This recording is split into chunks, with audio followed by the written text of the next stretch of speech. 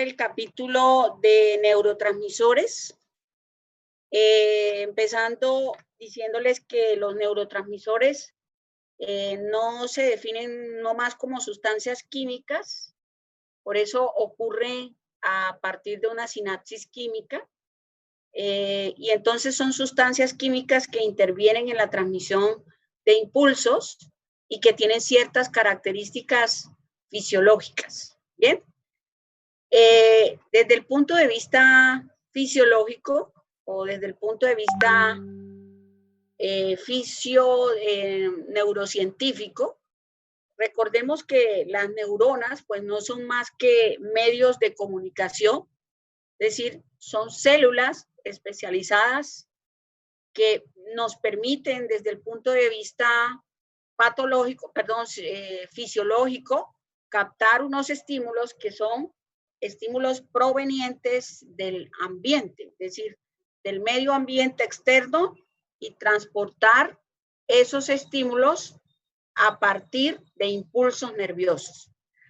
Entonces, ellas tienen unas funciones específicas que están relacionadas con, primero, la recepción de información, además de que recepcionan la información, nos permiten integrar ese tipo de información, y en el momento en que perciben la información, la integran y la forman, me van a conducir esa información hacia una señal, es decir, a una señal o una señal allí a su terminación. Además, transmitir información interneuronal entre una neurona y otra. Esas serán específicamente las 4 funciones de una neurona. Esto ya lo vimos, ustedes lo explicaron muy bien ahorita. Miren que acá tenemos específicamente las dendritas que me permiten realizar intercomunicación interneuronal.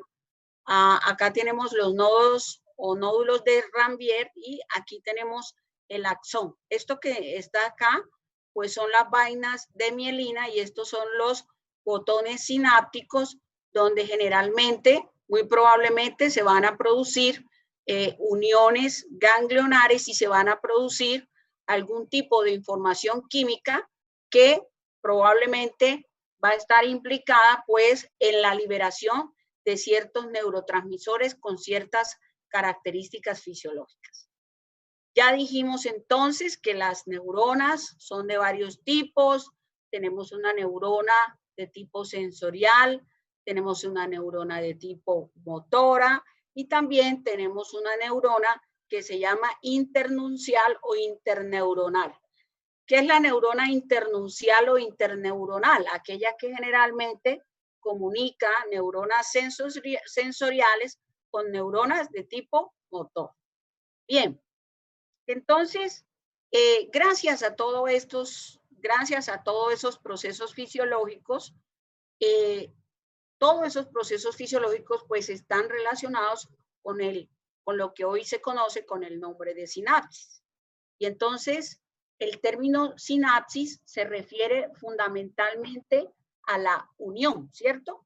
Una unión, un enlace, una unión de tipo intercelular que generalmente tiende a ser un tipo de especialización, de unión especializada. Es decir, que la unión especializada que ocurre a nivel de las neuronas, pues se llama sinapsis. Óigase bien. La unión que ocurre entre las diferentes neuronas se denomina sinapsis. Bien. La sinapsis generalmente ocurre como consecuencia de un estímulo, y ese estímulo necesariamente desencadenará un potencial de acción, desencadenando una serie de respuestas fisiológicas que estarán relacionadas con el tipo de neurotransmisor que se encuentra implicado, que era lo que yo les decía ahorita. Si un neurotransmisor es inhibitorio del sistema nervioso central, luego entonces el neurotransmisor implicado será GABA. Si un neurotransmisor es excitatorio, para este caso entonces será glutamato, ¿cierto que sí? O si para otros casos en los que se produzcan otro tipo de situaciones fisiológicas, se utilizarán otros neurotransmisores implicados, como la acetilcolina, que generalmente tiene algunas acciones en las neuronas de tipo motoro.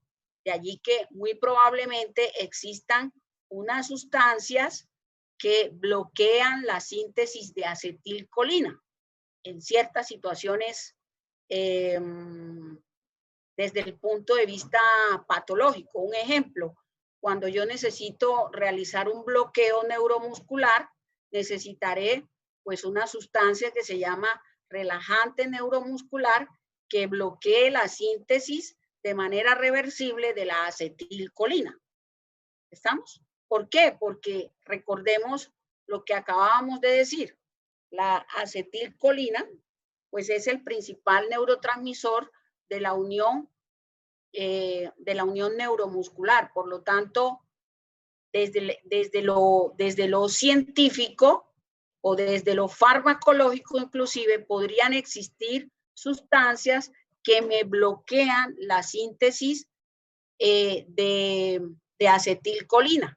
Otro, las sustancias, por ejemplo, organofosforadas también me van a bloquear la síntesis de acetilcolina. ¿Bien? Profe, Bueno, sí, dígame, mijo. Un ya que usted... ejemplo de sus... Ya voy, mijo, ya voy. Otro ejemplo de sustancias que me bloquean la síntesis de acetilcolina, la lidocaína. Por eso yo puedo ejercer un efecto local. Por eso yo puedo, por ejemplo, ustedes, cuando estén ya en su práctica clínica, utilizarán, por ejemplo, la silocaína como bloqueante o relajante neuromuscular. En una intubación mecánica, por ejemplo, necesariamente o en muchas ocasiones necesitaremos sustancias relajantes neuromusculares. ¿Qué ibas a decir, Sebastián?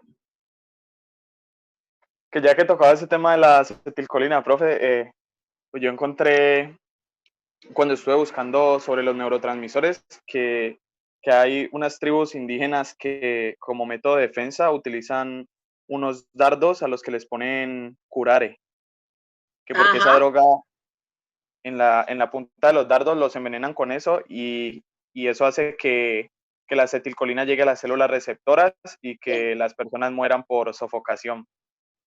Sí, está muy bien. Y algo importante, Sebastián, acerca del curare, es que el curare sintetiza, fíjate que por ser una sustancia de origen natural, el curare en la actualidad sintetiza otra sustancia que se llama la detubocurarina. O sea, por eso se sintetiza a partir de curare, la detubocurarina. Y la detubocurarina también se utiliza en el bloqueo neuromuscular. O sea, fue una de las primeras sustancias farmacológicas utilizadas en el bloqueo neuromuscular. ¿Bien? Entonces, miren que todas esas sustancias, por ejemplo, la muscarina, recuerden que el parasimpático tiene dos receptores que son los receptores colinérgicos y por otro lado los muscarínicos. Entonces, la muscarina tiene unos receptores que son receptores para la nicotina. Entonces, esos receptores generalmente se sintetizaron a partir de la hoja de un árbol. Entonces, miren lo que pasa también con el curare. Curare en la actualidad se conoce también con el nombre de detubocurarina. ¿Listo? Detubocurarina. Y eso era lo que utilizaban o lo que utilizan específicamente los indígenas. Bien. Entonces, fisiológicamente, a nivel de la neurona también encontramos unas acciones que están relacionadas con el mecanismo de la bomba de sodio-potasio ATPasa. Recordemos que en estos mecanismos generalmente se dan a partir de energía en la cual pues se introducen 3 moléculas de sodio a la célula, ¿sí? Por por cualquier mecanismo excitatorio o por cualquier situación que produzca relacionada con un impulso, pues obviamente va a producir fenómenos asociados a la despolarización, es decir, al estímulo que va a desencadenar un potencial de acción donde muy probablemente o donde 3 moléculas de sodio ingresarán al interior de la célula y 2 moléculas de potasio saldrán al espacio extracelular a partir específicamente de un gradiente de concentración y utilizando un sistema que se llama el sistema de la bomba de sodio, potasio, ATPasa. Ahorita hablábamos de estos neurotransmisores. Miren que estos neurotransmisores se encuentran almacenados dentro de unas vesículas. Estas son las vesículas. Este proceso, es decir, en el cual los neurotransmisores ingresan en las vesículas, se conoce con el nombre de endocitosis, y el proceso mediante el cual los neurotransmisores salen al espacio, pues se denomina exocitosis. Y entonces, desde ese punto de vista, podríamos decir que existen moléculas farmacológicas que actuarán especialmente en los procesos de exocitosis, desencadenando diferentes respuestas. Entonces, ¿cuáles son las funciones de los neurotransmisores? La primera será transmitir diversidad de emociones, por ejemplo, la alegría, la tristeza, el cansancio, las sensaciones de placer, las sensaciones de bienestar, pues estarán reguladas especialmente por una gran diversidad de neurotransmisores. Neurocientíficamente, óigase bien, se han descrito aproximadamente más de 100 neurotransmisores. Ahorita hablaban de 25 neurotransmisores. Se han descrito aproximadamente 100 neurotransmisores, pero hay unos neurotransmisores que son mucho más específicos en ciertas funciones fisiológicas. ¿Bien? Entonces, dentro de esas funciones específicas tenemos aproximadamente unos 25 neurotransmisores encargados de transmitir una gran diversidad de funciones. Entonces, tenemos, miren los tipos de neurotransmisores más comunes. Acá tenemos, por ejemplo, la serotonina, tenemos la dopamina, también tenemos las endorfinas que se sintetizan a partir de unas moléculas que se llaman moléculas endógenas, a partir de unos péptidos que se llaman la apomorfina, la propiomelanocortina y las famosas endorfinas. Como otro neurotransmisor importantísimo, tenemos a la noradrenalina. La noradrenalina, además de ser considerada, sí, dígame. ¿Iba a decir algo, mijo? Hola. No, profe, pues al parecer nadie iba a decir nada.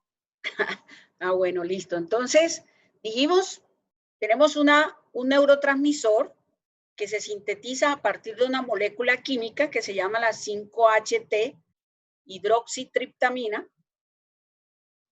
Tenemos la dopamina, que se sintetiza a partir de una enzima que se llama la 2.3 dopa descarboxilasa. Tenemos las endorfinas, que no es más que moléculas endógenas que se sintetizan a partir de receptores o de moléculas opioides endógenas. Dentro de esas moléculas opioides endógenas tenemos entonces a las apomorfinas, a las dimorfinas y a las propiomelanocortinas. Tenemos otra sustancia que se sintetiza a partir de la dopamina, que se llama la noradrenalina. Y miren que vamos a mirar, por ejemplo, que la noradrenalina se encuentra en mucha mayor proporción en situaciones relacionadas con, o se relaciona con formas o con diferentes estados de bienestar, es decir, con sensaciones de placer, con sensaciones simpáticas. Por eso al sistema nervioso simpático se le llama también adrenérgico. ¿Por qué? Porque es el principal neurotransmisor de la unión postganglionar en el sistema nervioso simpático. Tenemos un neurotransmisor que es altamente excitatorio del sistema nervioso central. A ese neurotransmisor se le conoce también con el nombre de glutamato. Y entonces existirán unas sustancias que se llaman receptoras de glutamato. ¿Qué hacen esos receptores para glutamato o receptores glutamatérgicos? Pues ellos, dependiendo del estímulo, podrán aumentar o disminuir la síntesis de glutamato en el sitio a nivel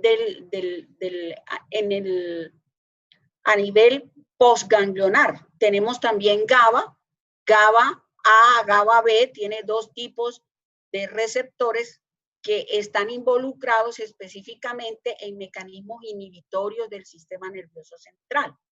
Y es muy importante conocer las acciones fisiológicas de estos neurotransmisores. ¿Por qué? Porque, un ejemplo, acabamos de decir, yo les acababa de decir que el glutamato es excitatorio del sistema nervioso central. Por lo tanto, glutamato tendrá unos receptores para glutamato.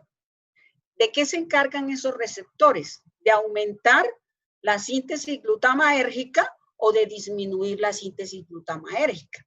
Por lo tanto, existirán sustancias exógenas. Un ejemplo característico, el topiramato, que actúen bloqueando a receptores para glutamato.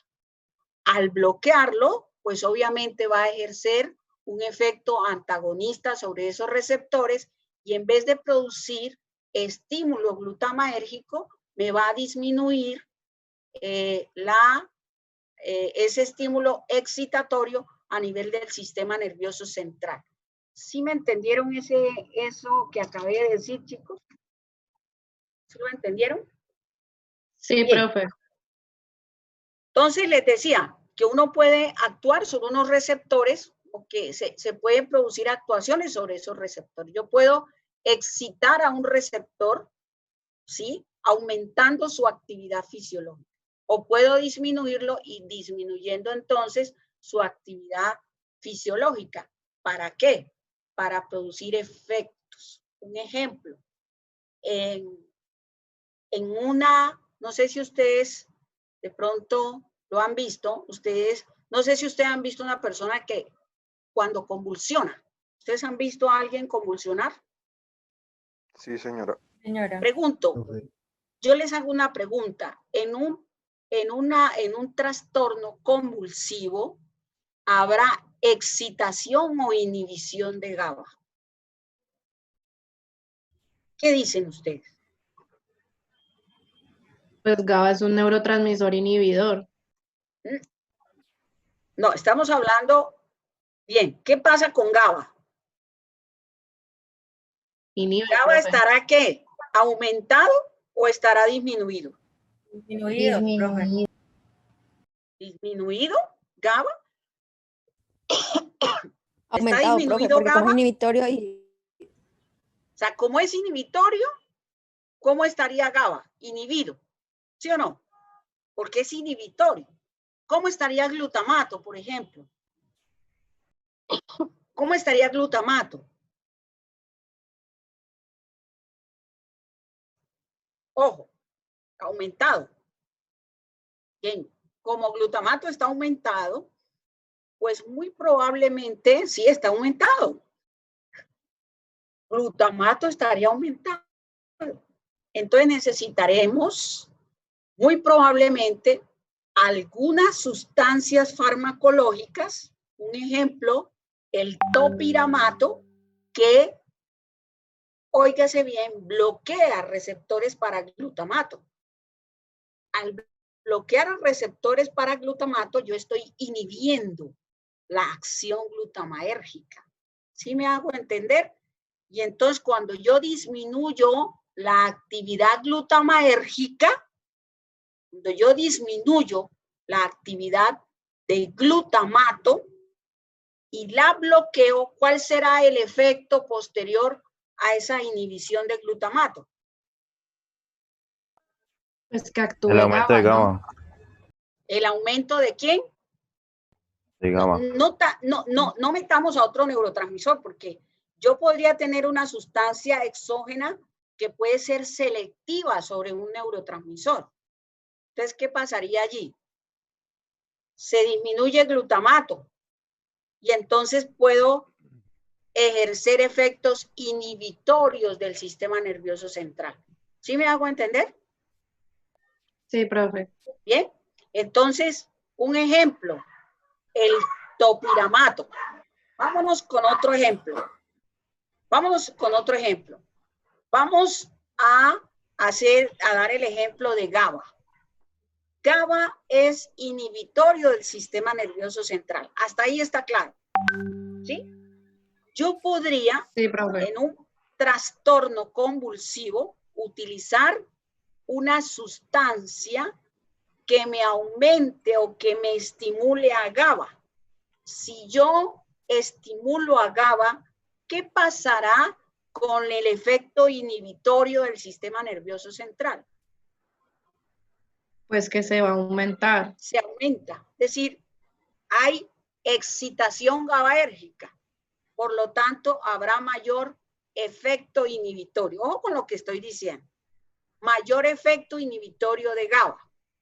Por lo tanto, entonces podrán existir sustancias exógenas que actúen sobre GABA. ¿De qué manera? Estimulándolo.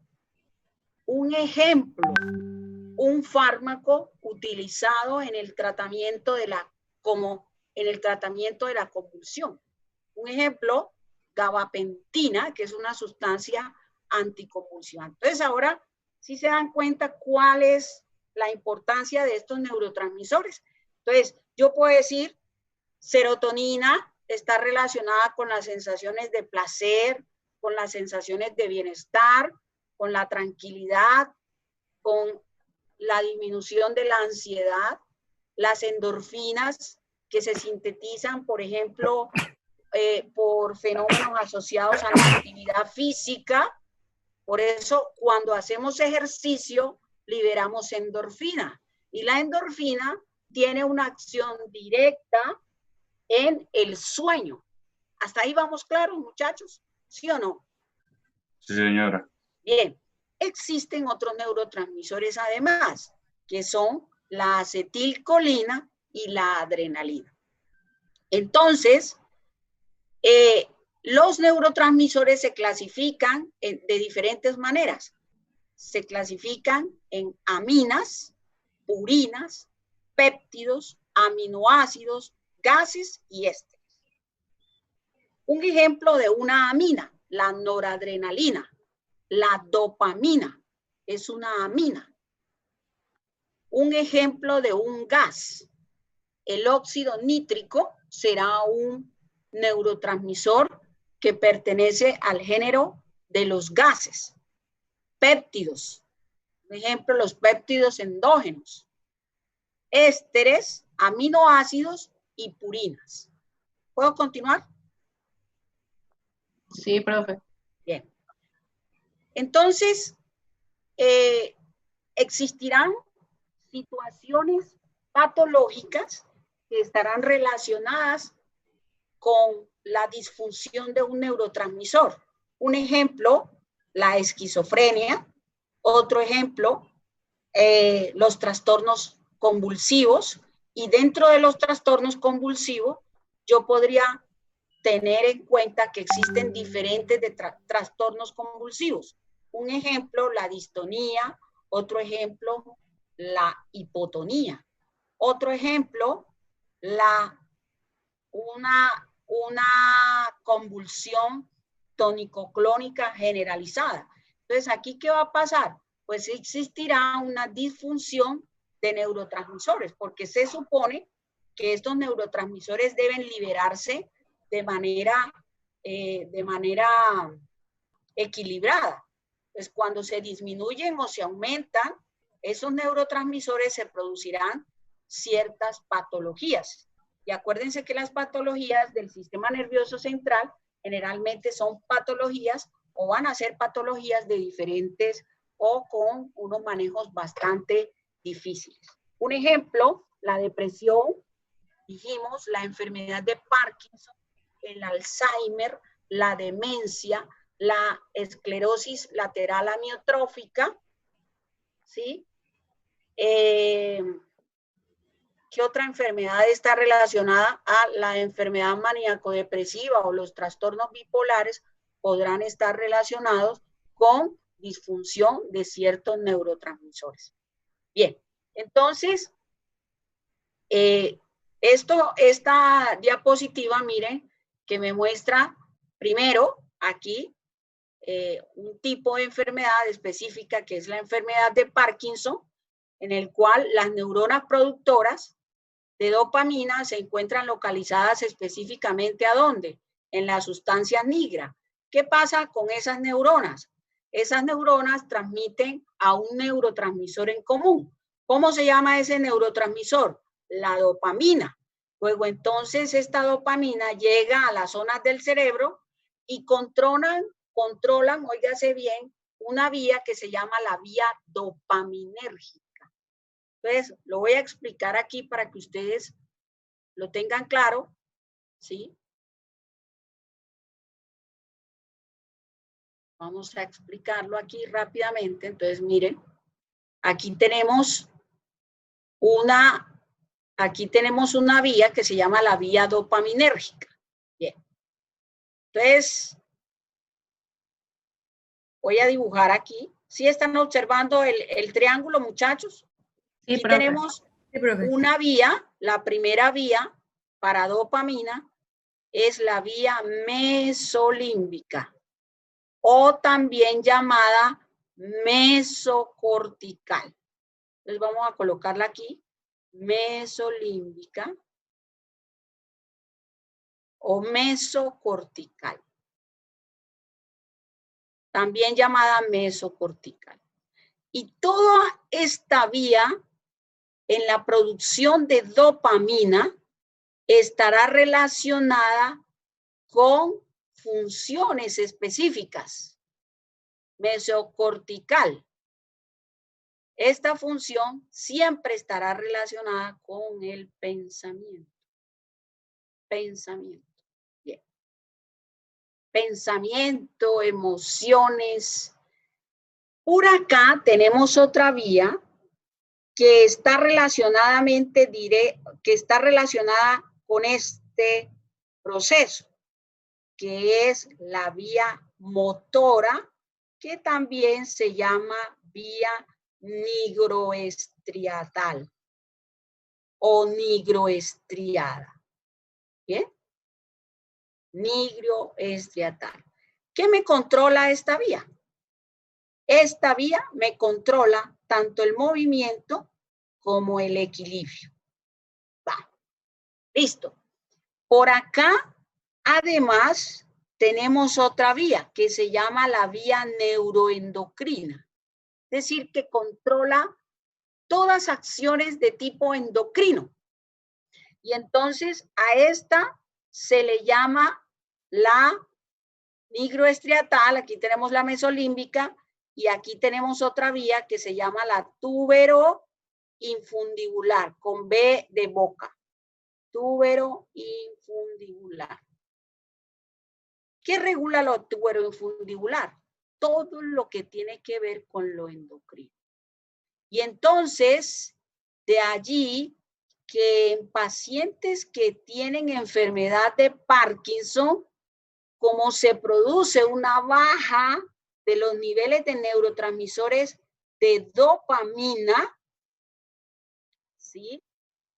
Por lo tanto, habrá mucha mayor cantidad de acetilcolina que hace parte de la unión neuromotora,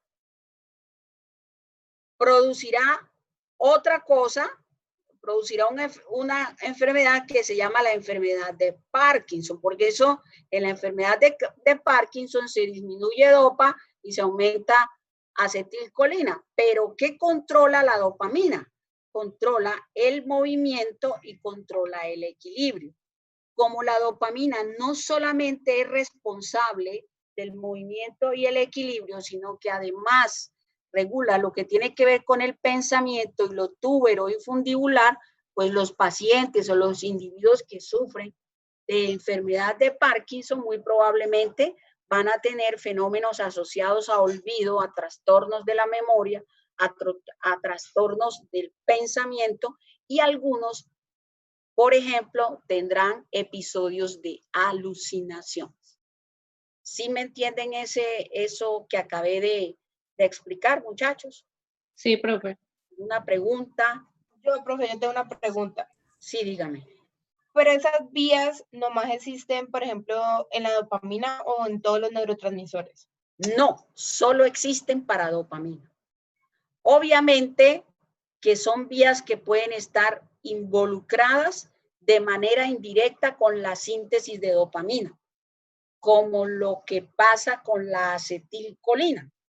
Cuando se disminuye la síntesis dopaminérgica en el espacio posináptico, pues obviamente aquí, por ejemplo, se va este neurotransmisor, pero se produce una falla en la sinapsis y esa falla en la sinapsis va a desencadenar un aumento en la cantidad de acetilcolina.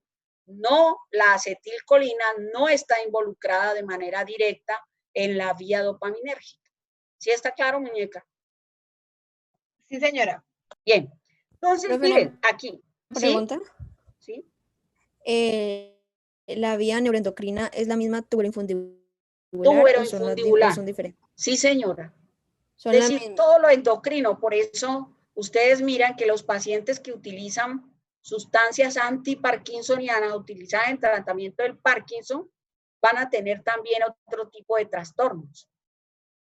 Por ejemplo, los hombres tienen un trastorno que se asocia como efecto colateral, que es la ginecomastia, se crecen las mamas.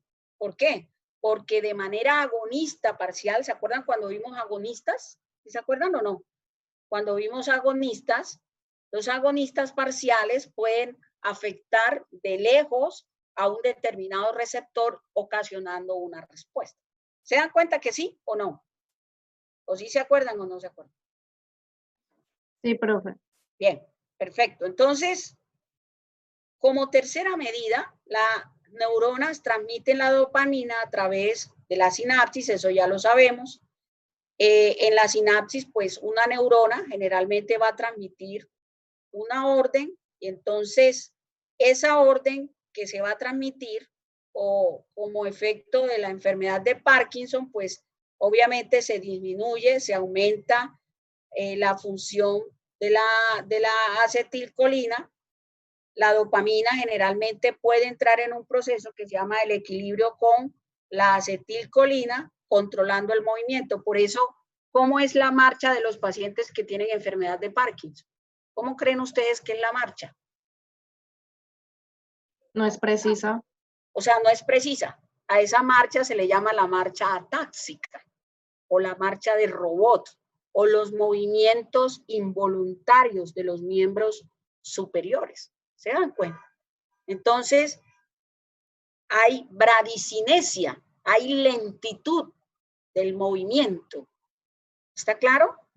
Hay esa marcha que se llama la marcha táxica o la marcha de robot, y como hay un exceso, o sea, al final hay un exceso de la actividad de la acetilcolina, pues obviamente el paciente pierde total movilidad y generalmente es lo que va a producir los fenómenos asociados a la muerte del paciente. No es que una persona que sufra Parkinson va a morir enseguida, no, es una enfermedad degenerativa, pero es una enfermedad que tiende a ser progresiva, ¿sí? De inicio lento generalmente. ¿Alguna pregunta, muchachos? Sí, profe, ahí, digamos, en ese caso, la muerte en ese tipo de pacientes se haría ¿por qué? ¿Por espasmos musculares? Dan por complicaciones asociadas a la inmovilidad. Ejemplo, ¿qué complicaciones asociadas a la inmovilidad? El tromboembolismo pulmonar es una complicación asociada a la movilidad. Gente que no se mueve, hay éstasis sanguínea, formación de trombos y que pueden viajar a la circulación pulmonar y producir un TEP. Puede producirse eventos cerebrovasculares hemorrágicos, pueden producirse neumonías por aspiración, porque por ejemplo el paciente que está todo el tiempo acostado, que no se puede movilizar, también finalmente va a tener trastornos de la deglución. Y uno de las complicaciones asociadas a los trastornos de la deglución, pues es que usted le va a dar comidita al paciente, el paciente broncoaspiró, se ahogó, el paciente murió. ¿Está claro? Entonces además, otra complicación, aparecen las famosas úlceras por decúbito. Y las úlceras por decúbito, es decir, aquellas generalmente, pues, cuando el contacto continuo con la sábana produce un fenómeno que se llama fricción. Y al friccionarse, pues la piel se deteriora. Y entonces aparece una que se llaman las escaras. ¿Alguien ha escuchado hablar de las escaras? Entonces, si yo tengo contacto todo el tiempo con la piel, no me movilizo, pues muy probablemente voy a hacer escaras. Entonces aparecen las escaras sacras, las escaras también se pueden reinfectar o se pueden infectar, y todos esos procesos finalmente pueden ocasionar la muerte del paciente. Es un conjunto de procesos asociados a mortalidad. ¿Está claro? Sí, señora. Bien. Profe, una pregunta. Sí, dígame, mija. Como también, pues esa enfermedad obvia, por razones obvias, causa sedentarismo, eso también puede, digamos, que los pacientes les den infartos a las personas más Sí, mayores. claro que sí, porque el sedentarismo se asocia a un fenómeno. Yo no sé si ustedes en fisiología vieron la triada de Virchow. ¿Sí la vieron? En la triada de Virchow, que fue descrita por primera vez por un fisiólogo llamado Virchow, él describe una triada para formación de trombos, que es la éstasis sanguínea, o sea, el periodo de reposo prolongado, los procesos asociados a la hipercoagulabilidad, que son trastornos asociados a la cascada de la coagulación, que son genéticos, y el otro, el daño endotelial. Por ejemplo, una herida que produjo agregación plaquetaria y un microtrombo que viajó a la circulación sanguínea y produjo un evento. Entonces, en el infarto, o sea, ya sé bien, hay formación de trombo que también puede producir la muerte. Claro que sí. Bien. Bueno, ¿Alguna profe, pregunta, gracias. chicos? ¿Alguna? Bueno, sigamos. Entonces, miren que hay unos neurotransmisores que se llaman neurotransmisores pequeños o transmisores pequeños, moléculas químicas que generalmente tienden a ser de muy bajo peso molecular. Ellos generalmente están representados por la acetilcolina, que generalmente se localiza en los músculos, ya sabemos, en las glándulas y en muchas partes del sistema nervioso central. Tiene una función excitatoria o inhibitoria de acuerdo al estímulo que produzcan, y también se encuentra relacionada con procesos asociados a la memoria. Por eso, en la enfermedad ¿qué enfermedad estaría relacionada aquí, en esta parte? ¿Cómo se llama esa enfermedad? Alzheimer. Alzheimer, sí, señora. Bien, entonces tenemos otros neurotransmisores que son de muy bajo peso molecular, que estén representados por aminas. ¿Cuáles son esas aminas? Primero, la serotonina, que se encuentra en varias regiones del sistema nervioso central, tiene acciones mayormente inhibitorias, está implicada en mecanismos asociados al sueño, en estados de ánimo y en el control de emociones. Por eso, por ejemplo, ¿en qué situaciones generalmente hay marcada liberación de serotonina? Uno, en el sueño. Uno, en los estados de ánimo. Los estados depresivos se relacionan con una disminución de este neurotransmisor. Emociones, por ejemplo, el coito. ¿Saben qué es el coito, sí o no? Hola. El coito. O coito. ¿Sí? El coito, la relación Relaciones sexuales. Claro, Coito. eso es coito. Ah, Entonces, en el coito está relacionada la síntesis serotoninérgica. Por eso, en el poscoito se produce sueño. ¿Estamos? ¿Estamos claros, muchachos? Sí, señora. Ahora, en los tejidos, o sea, generalmente la liberación de serotonina de hombres y mujeres generalmente puede variar. ¿Sí? Entonces, tenemos otra amina endógena que es la histamina. Yo me acuerdo que la semana pasada en farmacología les hablaba de una sustancia que se llama autorremedio. Entonces, miren que la histamina también es un neurotransmisor. Entonces, ella va a estar también presente en muchos tejidos, pero también va a estar presente a nivel del encéfalo. Entonces, la histamina tiene acciones excitatorios, también se encuentra relacionada a los mecanismos asociados a las emociones, a la temperatura y al balance de agua. Tenemos acá, miren, la dopamina. La dopamina tiene o generalmente se encuentra a nivel del encéfalo y a nivel del sistema nervioso autónomo. ¿Por qué? Porque la dopamina es una catecolamina endógena que es precursora de la noradrenalina a partir de una enzima que se llama la 2.3 dopa descarboxilasa. Bien, entonces, ¿qué pasa con esta dopamina? Pues esta dopamina tiene un mayor efecto inhibitorio, está envuelta también en las emociones. Por eso se afirma que los neurotransmisores de la vida, del estado de ánimo, de la felicidad, son 3. ¿Cuáles serán? ¿Cuáles creen ustedes que son los neurotransmisores de la felicidad? serotonina. ¿Cómo? Serotonina. ¿La otra? Dopamina. ¿Y la otra cuál será? Adrenalina.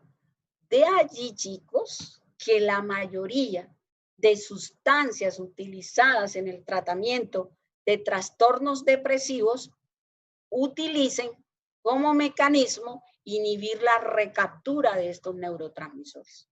Bien, entonces tenemos también otro neurotransmisor por acá, que es la epinefrina, que se encuentra en diferentes áreas del sistema nervioso central y hace parte de la división simpática, es decir, es uno de los precursores, se sintetiza a partir de noradrenalina, ¿sí? Entonces, es excitatorio inhibitorio y se convierte o es una hormona cuando es producida a nivel de la glándula adrenal. Entonces tenemos, miren acá, la norepinefrina o noradrenalina. Noradrenalina es de muchos sitios, ocupa muchos sitios a nivel del sistema nervioso central, es parte fundamental en la división del autónomo, por eso se llama simpático, adrenérgico o lumbo o toracolumbar. ¿Bien? Tiene efectos excitatorios o inhibitorios dependiendo del estímulo, pero tiene acciones efectoras simpáticas y también se encuentra envuelta en funciones asociadas a las emociones a nivel encefálico. Bueno, preguntas hasta allí, muchachos. Glutamato. ¿Qué pasa con el glutamato? Pues glutamato se localiza prácticamente en todo el sistema nervioso central, es excitatorio, ¿sí? Es el neurotransmisor más excitatorio del sistema nervioso central y ocupa, o ese porcentaje excitatorio del sistema nervioso central es de aproximadamente un 75%. También tenemos a GABA. GABA se localiza a nivel encefálico. GABA tiene dos tipos de receptores que son GABA A, GABA B. Glutamato también tiene receptores para glutamato, y cada uno de esos receptores ejercerá una mayor excitación o menor excitación de acuerdo al estímulo que desencadene la respuesta glutamatérgica. Bueno, tenemos también entonces la glicina. La glicina generalmente se localiza a nivel de la médula espinal, es el más común definitivamente a nivel de la médula, y hay otras moléculas que generalmente tienen menor peso molecular que estos transmisores pequeños, que son neurotransmisores mínimos o muy pequeños. A ese neurotransmisor, o un ejemplo de neurotransmisor muy pequeño, es el óxido nítrico. Muy probablemente allí dice que su localización es incierta, pero se ha demostrado que generalmente estos neurotransmisores se encuentran especialmente a nivel de los vasos sanguíneos, y su estimulación generalmente puede inducir fenómenos asociados a la vasodilatación. ¿Qué iba a decir Isabela?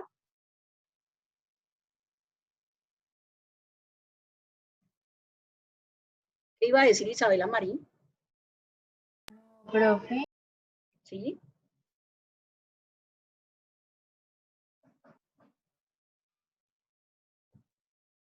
A ver, Isabelita, ¿qué era lo que iba a decir? ¿Nada?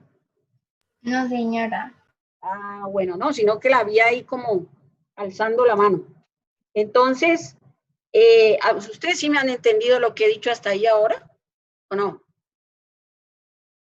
Bueno, listo. Entonces, se ha determinado en algunos vestigios, en algunos tejidos de ciertos animales que el óxido nítrico generalmente se encuentra a nivel de los vasos sanguíneos. Por eso existirán sustancias también que me permitan la liberación de óxido nítrico. Un ejemplo, sustancias utilizadas en el tratamiento de la hipertensión arterial, que hacen que se libere óxido nítrico, y que esa liberación de óxido nítrico se potencie, convirtiéndose en otra sustancia que tiene mayor efecto vasodilatador, que es el óxido nitroso, a partir de una enzima que se llama la guanilato ciclasa. Bien, entonces son sustancias que me pueden aumentar o que me potencian la síntesis de óxido nítrico en un tejido, un determinado tejido. Por ejemplo, el músculo liso. Un ejemplo, corazón. Corazón es un músculo, tiene vasos sanguíneos. Entonces, muy probablemente, sí, existirán algunas sustancias que estimulen la liberación allí en el óxido nítrico o en el músculo, para que se libere esa sustancia, y esa sustancia a su vez se convierta en óxido nitroso a partir de una enzima que se llama la guanilato ciclasa. ¿Está claro, muchachos? Sí, profe. Bien. Entonces, hay otros neurotransmisores considerados grandes, también llamados de alto peso molecular. También a estos neurotransmisores también están relacionados con los neuropéptidos. ¿Qué son los neuropéptidos? Pues son péptidos que generalmente son liberados en diversas situaciones fisiológicas. Uno de los péptidos, o el péptido más importante fisiológicamente, pues es el péptido vasoactivo intestinal. Entonces, él generalmente se encuentra a nivel encefálico, en algunas fibras a nivel del sistema nervioso autónomo, en fibras sensoriales, también se encuentra en la retina, y en mucha mayor proporción se encuentra a nivel del tracto gastrointestinal.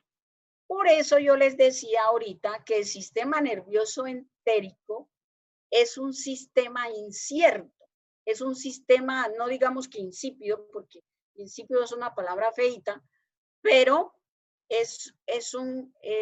tiene una función que todavía no ha sido determinada, una función que se encuentra en pañales. Hay muchísimo que explorar todavía acerca de los péptidos activos intestinales. Bien, otro de los neurotransmisores, también llamado como neurotransmisores grandes, se encuentra la colecistoquinina, ¿sí? La colecistoquinina también se encuentra en el encéfalo y también está relacionada o se sintetiza a nivel de la retina. Y se ha determinado también que igual que los péptidos vasoactivos intestinales se encuentran también de manera incierta a nivel del sistema nervioso. Otra sustancia importante es la sustancia P. Miren que la sustancia P generalmente se encuentra a nivel del encéfalo, en la médula espinal, y está relacionada específicamente con sensaciones de dolor. Bien, entonces, el dolor, por ejemplo, produce estímulo de la sustancia P. Y a nivel, recuerden, a ver cómo lo podemos, venga, yo se les explico esta partecita. Entonces, ¿están cansados, muchachos? ¿No? Bueno, entonces. Un poquito, profe. Un poquito, bueno. Entonces, miren que tenemos aquí unas terminales nerviosas. Vamos, aquí a una terminal nerviosa. Esta es la fibra aferente primaria, tipo C. Esta fibra aferente primaria, voy a colocar otro colorcito, llega aquí, esto que parece una crestota, se llama, supónganse que esta es la médula espinal. Esta médula espinal, miren, ojo, ¿dónde está la sustancia P? ¿Dónde dijimos que estaba? Ojo, ¿dónde dijimos que se producía? En el encéfalo. ¿Y dónde? Médula espinal. ¿Dónde más? En la médula espinal, mío.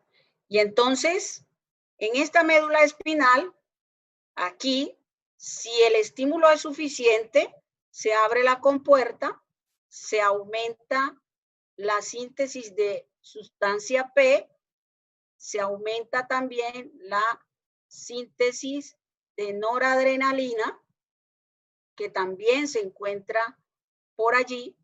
Tenemos otra sustancia que es el glutamato. Recuerden que el glutamato pues es excitatorio del sistema nervioso central.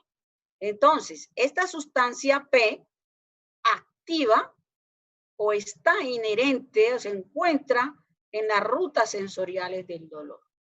Se excita, llega a un haz que se llama el haz espinotalámico lateral y de allí hacia los centros cerebrales superiores. Entonces, un ejemplo, a nivel del estómago, coloquemos aquí un estomaguito. En el estomaguito también generalmente hay receptores para sustancia P. ¿Sí? ¿Qué pasa? Un estímulo, el hambre. Pregunto, ¿el hambre es un estímulo? Sí. Sí, profe. Entonces el hambre generalmente estimula la sustancia P que llega rápidamente aquí al sistema nervioso central, porque son fibras nerviosas, y entonces me va a producir ira.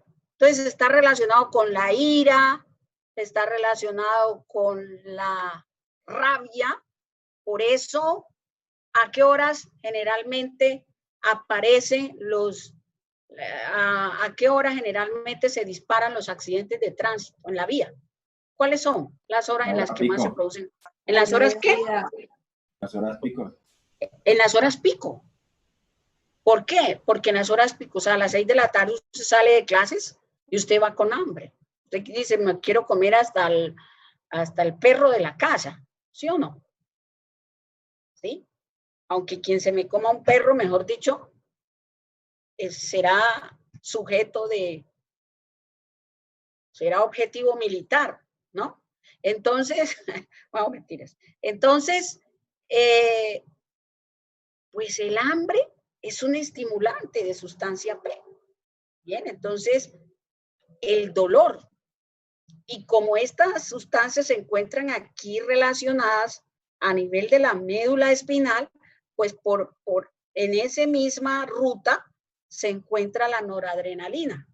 Por eso, la noradrenalina, que es vasoconstrictora, me aumenta la presión arterial. De ahí que el dolor muy probablemente se relacionará o producirá aumento de la PA o de la presión arterial. ¿Sí me entendieron o no, muchachos? Sí, profe.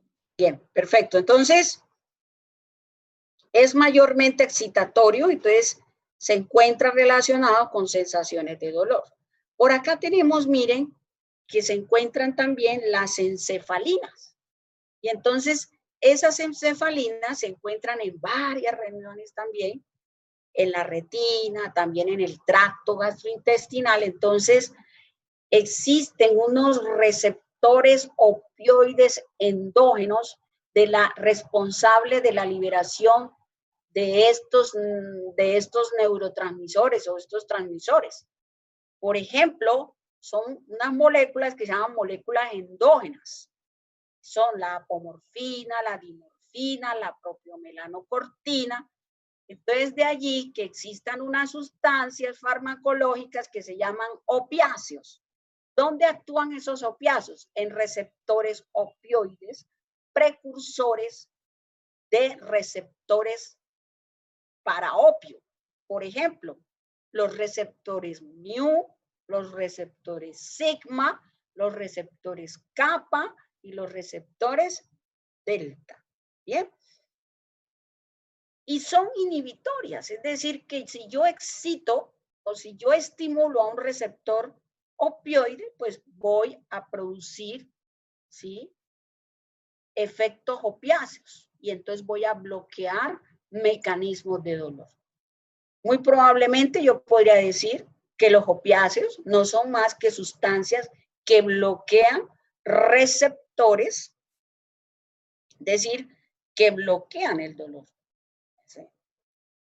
Morfina, meperidina, hidromorfona, heroína, cocaína, todas esas sustancias me van muy probablemente a bloquear, ¿sí?, sensaciones de dolor. Por eso, cuando hablábamos de historia, yo les decía, los indígenas, nuestros antecesores utilizaban la hoja de la coca triturada para bloquear el dolor y para tener sensaciones de bienestar. ¿Por qué?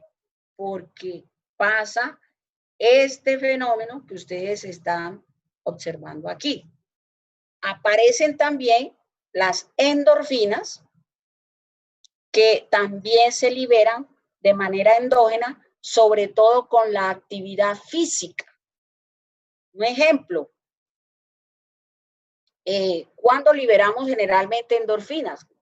Cuando hacemos ejercicio. Ustedes cuando van al gimnasio, hacen ejercicio, sudan, muy rica la sensación que se siente al final del ejercicio.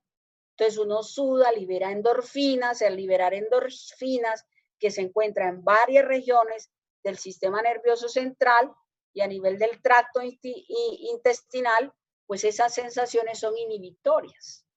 Y también pueden ser utilizadas para el bloqueo del dolor, su estimulación, pueden bloquear dolor. Por eso, además de eso, la endorfina, como también hace parte del sistema nervioso central, se encuentra relacionada en mecanismos de sueño. Entonces, una vez que llegamos a la casa, post ejercicio, post gimnasio, ¿qué es lo primero que le pasa a usted? Se baña y ¿usted qué hace? Pues a dormir, ¿no? A dormir. ¿Por qué? Estudiar. Porque No, bueno, sí, a estudiar, pero Comer. si usted lo hace de noche, perdió el año. Pues, ¿por qué? Porque pues usted le va a dar sueño. Es normal, es fisiológico. ¿Por qué? Porque hay liberación de endorfinas. ¿Está claro hasta ahí, muchachos? ¿Alguna pregunta? Hola. Ya se durmieron. Voy a hacer preguntas. Ahora viene el quiz. Claro, profe. Ahora viene el quiz. Acuérdense que después de una exposición viene el quiz. No mentiras. Déjalo así. Está bien. ¿No? Profe, una pregunta. Bueno. Sí, profe, así nos azaró. Se nos activó el sistema simpático, profe. Ajá, les activé el simpático. ¿Sí ven? Si no se duermen ahí, empiezan con su serotonina. Bien. ¿Esa pregunta iba a hacer alguna pregunta a mí? Sí, profe, Profe, ¿cierto que el sentir el dolor se siente tardíamente? ¿Es una de las respuestas tardías? Depende. Porque hay dos vías para el dolor. Una vía sensitiva y otra vía que es la motora. Y depende del estímulo. Yo le hago una pregunta. ¿La muerte de un ser querido produce dolor? Sí. ¿Y hay un tipo de dolor? ¿Dolor del alma? Es emocional, ¿no? ¿Es emocional? ¿Sí? Pregunto, si usted se chuza, ¿no siente dolor? Claro. ¿O es un estímulo que va a producir inmediatamente una reacción? Habrá mecanismos tardíos, por ejemplo, los dolores crónicos, que tendrán respuestas tardías, pero los dolores agudos muy probablemente van a producir respuestas mucho más rápidas. Un ejemplo, una apendicitis producirá dolor agudo. Y entonces tendremos una respuesta tardía, no, una respuesta rápida. La picadura de el pinchazo. La quemadura con ácido no producirá dolor. Profe, una pregunta. ¿Por qué? Ya voy, mijo, ya voy. Porque ese mecanismo viaja no en segundos, sino que viaja en milésimas de segundos. ¿Está claro, muñeca? Por allá, ¿quién fue que me preguntó? Hola. Sí, profe, claro. Bueno, a ver, ¿quién es el otro que me estaba haciendo? Yo, profe. Dos preguntas. La primera, ¿por qué una persona que es muy depresiva puede sentir físicamente eso? O sea, por ejemplo, la sensación de vacío o esa cosa. ¿Y por qué cuando se muere yo creo que va por el mismo lado, cuando se muere un familiar o una persona que no quería mucho, el dolor también se siente físico? Bueno, entonces, mire lo que le voy a decir. La primera está relacionada con la disminución de neurotransmisores implicados en el estado de ánimo. O sea, se depletan, se disminuyen en el espacio postsináptico. Se bajaron. Uno dice, se me bajó la serotonina, entonces estoy con la pila baja. Uno está con la pila baja, entonces uno dice, disminución de serotonina, muy probablemente de adrenalina, de dopamina, entonces esos neurotransmisores se inhiben, pero preste atención. En psiquiatría o digamos que en neuropsiquiatría, sí, no se sabe cuál es el origen de la depresión. Hay teorías acerca del origen de la depresión. ¿Cuál es la teoría más acertada? La teoría de la disminución de monoaminas. ¿Cuáles son esas monoaminas? Serotonina, dopa y noradrenalina. Endógenamente no se sabe por qué mecanismo se disminuyeron esas sustancias. ¿Sí? Por otro lado, esa sería muy probablemente la respuesta a su primera pregunta. Por el otro lado, La muerte de un ser querido o un estímulo externo me va a producir, obviamente, es un factor exógeno que muy probablemente está relacionado con las emociones. Por lo tanto, en fisiopatología de la depresión, con la fisiopatología, sí, de la depresión, existe, no, mentiras, esto no es. En la fisiopatología de la depresión existirán dos tipos de depresiones.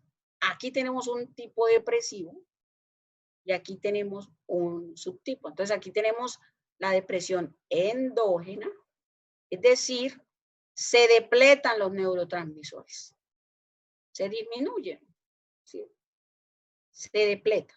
NA, serotonina, 5-hidroxitriptamina, serotonina y noradrenalina. Bien, por el otro lado, este es endógeno, no sabemos cuál es la causa todavía. Si hubiéramos podido curar muy probablemente las depresiones que son para el resto de la vida. Hay pacientes que sufren de depresión hasta que se mueren. Por el otro lado, tenemos otro tipo de depresión que se llama la depresión exógena. Mire qué bonito es esto, la exógena, que es la segunda que usted me está diciendo, la muerte de un ser querido. Entonces, muy probablemente la muerte de un ser querido, será un estímulo que desencadena que nuestro sistema nervioso, que a nivel de nuestro sistema nervioso también se depleten neurotransmisores. Pero hay una diferencia entre la una y la otra, que esta generalmente se resuelve solita y en algunos momentos, en algunas situaciones, va a necesitar fármacos. Algunas. Por ejemplo, el duelo no resuelto, muy probablemente, ¿sí? Por acá, ¿qué pasa con esta que es endógena? Generalmente tiende a ser crónica. Habrán etapas en que el paciente hace esto. El paciente está arriba, vuelve y baja, vuelve y baja, vuelve y baja, y vuelve y baja. Entonces usted, en esta endógena, usted siempre generalmente va a necesitar fármacos para mantenerse aquí, estable. En el momento en que usted disminuye el fármaco se depleta y vuelve otra vez usted a hacer un estado depresivo. Entonces, ¿qué diferencia hay entre una y otra? Esta se resuelve muy fácilmente. La respuesta con fármacos es mucho mejor. ¿Sí? 3 meses salió para pintura usted, ¿cierto? Mientras que la endógena puede durar por largos periodos de tiempo y puede requerir tratamientos farmacológicos largos, inclusive crónicos. Pero en ambos se depletan los neurotransmisores. Solo que en una, esa disminución se produce por un estímulo, algo exógeno, la muerte de un ser querido, la muerte de la mascota, la pérdida de un parcial, la pérdida de la asignatura, bueno, muchas cosas. La pandemia, ¿sí? Entonces, ese hospital psiquiátrico, yo vivo enfrente del hospital psiquiátrico y a veces me toca salir ahí a la esquina solo para dar la vuelta, para ver cómo está la temperatura ambiente y regreso corriendo porque me da miedo que alguien me vaya a toser o algo. Entonces, yo siempre veo esa mano de gente ahí. Esa mano de gente en consulta, que esto va a disparar todo esto. Pero esa es la realidad. Todo aquello que es exógeno tendrá una mayor respuesta. Entonces, muy probablemente, en el momento en que usted resuelva su duelo, usted va a mejorar. Ahora, hay pacientes que tienen, o sea, que por susceptibilidad, pues son más sensibles. Y entonces necesitan fármacos para resolver ese problema. Entonces, muy probablemente tú lo vas a tomar por 3 meses y pare de contar. No lo vas a necesitar más. Pero hay pacientes que se mueren tomando antidepresivos. ¿Está claro? Sí, profe. ¿Bien? Sí, señora. Ok. Pero pues, bueno, sí, sí. Pero no, tranquilo, hágale. No, sino que es que lo que no me queda claro todavía es, por ejemplo, por qué la depresión endógena, de carácter endógeno, muchas veces, por ejemplo, en una crisis se siente física, se siente como un vacío interno, como, sí, como usted tuviera que meterse bajo una cama, no sé, para estar bien. Pues es que es difícil contestarte esa pregunta porque la verdad es que esos neurotransmisores, recuerden que la actividad cerebral conecta todo. Si no tenemos cerebro, o sea, si nuestra actividad cerebral no funciona, si no hay un equilibrio de esos neurotransmisores que están allí implicados, pues muy probablemente tú no vas a tener ganas de nada. Mire que hay pacientes que están en estados depresivos tan graves que no se quieren ni siquiera bañar. Y eso es uno de los síntomas. El paciente pierde las ganas de bañarse, las ganas inclusive hay unos pacientes que duermen demasiado, otros no duermen, otros permanecen ansiosos, porque no existe una causa, sino pues muy probablemente ya hubiese un tratamiento específico para esa enfermedad. De hecho, los antidepresivos solamente te van a disminuir la sintomatología, pero no te van a quitar la depresión y no producen dependencia tampoco. Eso, por ahí también escucho a veces personas diciendo, es que si no me tomo el antidepresivo me siento mal. Falso. Los antidepresivos no producen dependencia. ¿Está claro? Profe, una pregunta, no sé si de pronto ¿Sí? tenga que ver con esto. Digamos, ¿Ah? es verdad que muchas veces las personas que son muy ansiosas tienden pues cuando tienen una cierta, ya llegando a la tercera, tienden a darle hipertensión, cosas así, o eso es porque ya es No, hereditario. la hipertensión y todas las comorbilidades generalmente se generan después después de los 65 años de edad, pero más porque hay envejecimiento de órganos y de órganos vitales como el corazón. Mira que las enfermedades cardiovasculares siempre aparecen, la mayoría aparecen después de los 65 años de edad, aunque hoy en día, por razones asociadas al estrés, a esta carga que tenemos, yo creo que esto es una carga grandísima, esto que los jóvenes, por ejemplo, utilizan sustancias para permanecer despierto, por ejemplo, cuando tú utilizas anfetaminas, pues te mantienes despierto. Lo que pasa es que las anfetaminas usadas de manera crónica te producen disfunción endotelial. Se daña el endotelio. Y al dañarse el endotelio, o sea, cuando se daña el endotelio, se disminuye la síntesis de unas sustancias que se llaman endotelinas y además se disminuye el óxido nítrico. Recuerde que el óxido nítrico está implicado en la vasodilatación. ¿Ve? Entonces, puede ocurrir antes el alcohol, las sustancias opiáceas. Todas esas sustancias estarán relacionadas con factores desencadenantes de trastornos cardiovasculares, no solo de la hipertensión, de la diabetes, de la falla renal, de un sinnúmero de trastornos asociados a morbilidad y a mortalidad. ¿Está claro? Sí, señora, gracias. Bien. ¿Alguna otra pregunta, muchachos? Bueno. Sí, profe, yo tengo una. Sí. Por ejemplo, en los medicamentos que se usan como para tratar la esquizofrenia, como son el aroperidol o clorpromazina, en el caso de que ellos van a bloquear de cierto modo el receptor de dopamina, ¿cierto? Ajá, entonces, ¿qué sí. va a pasar en una persona que, bueno, tiene esquizofrenia, pero entonces eso ya llevaría a que tenga depresión o ahí cómo sería? ¿Por qué? Eso es una pregunta interesante. ¿Por qué? Porque los antipsicóticos, ahí está un ejemplo claro de agonismo parcial. Tú muy probablemente vas a actuar sobre la vía mesocortical y se te van a disminuir las alucinaciones, ¿no?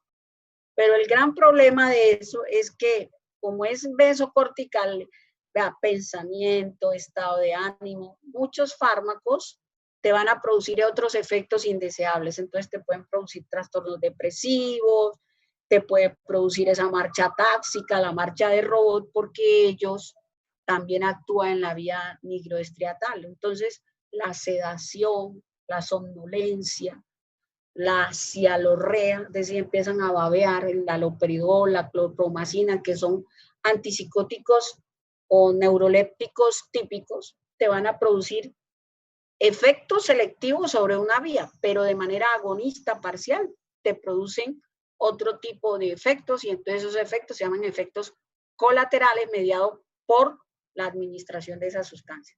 ¿Está claro? Sí, señora. Bueno, gracias. Bien, pues no más. Entonces, ¿alguna otra pregunta? No, no más. Entonces, ¿están cansados? Sí, profe. Profe. Ya está Sí, tarde. profe. La verdad sí, un poco. Bueno, entonces, dejemos allí, en la otra semana continuamos. Quiero que en la otra semana les voy a mandar una lecturita, por favor, lean enfermedad de Parkinson. Y vamos a hacer, cada uno va a preparar una exposición bien bonita sobre enfermedad de Parkinson. No quiere decir que solamente va, pues, no quiere decir que solamente va a usar esa lectura, sino que van a consultar diferentes temas acerca de la enfermedad de Parkinson. ¿Está claro? O sea, van a, Sí, señora. Sí, por profe. ejemplo, esta lectura es una lectura relativamente nueva, del 2018-19.